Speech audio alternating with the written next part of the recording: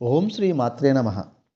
పాండవులు అరణ్య అజ్ఞాతవాసాలను పూర్తి చేసిన తర్వాత ఉపప్లావ్యంలో నివసిస్తూ ద్రుపదుని పురోహితుని తమ దూతగా కౌరవ సభకు పంపిస్తారు.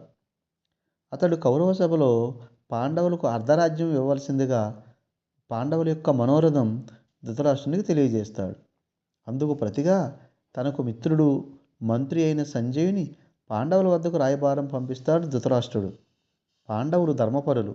యుద్ధం వలన జరిగే వినాశనాన్ని వారు కోరుకోరు.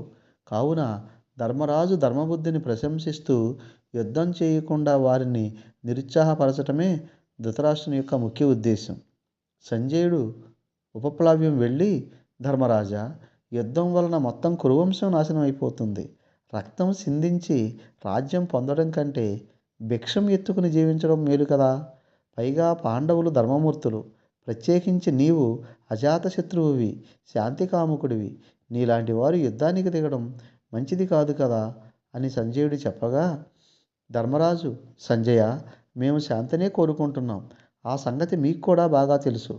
షరతులు పూర్తి చేశాం కాబట్టి మా భాగం మాకు ఇవ్వడమే న్యాయం కదా. కౌరవులు మా ఆస్తిని అపహరించారు, మమ్ము తీవ్రంగా అవమానించారు. అయినా మేమెప్పుడూ ధర్మం తప్పలేదు అనగా శ్రీకృష్ణుడు కల్పించుకొని, సంజయ, ధృతరాష్ట్రుని మాటలు చాలా విడ్డూరంగా, ధర్మవిరుద్ధంగా ఉన్నాయి. పాండవులు ఎల్లవేళలా శాంతి కాముకులే కదా. వారి భాగం వారికి ఇచ్చేస్తే అందరికీ మంచిది. లేకపోతే యుద్ధం తప్పదు. తద్వారా కౌరవులందరూ యమపురికి వెళ్ళాలని ధృతరాష్ట్రునికి నా మాటగా చెప్పు అని హెచ్చరికలు పంపిస్తాడు. ఈ రాయబారం వలన కౌరవులు తమకు ఒక్క అంగుళం భూమి కూడా ఇవ్వరని అర్థమైంది ధర్మరాజుకు.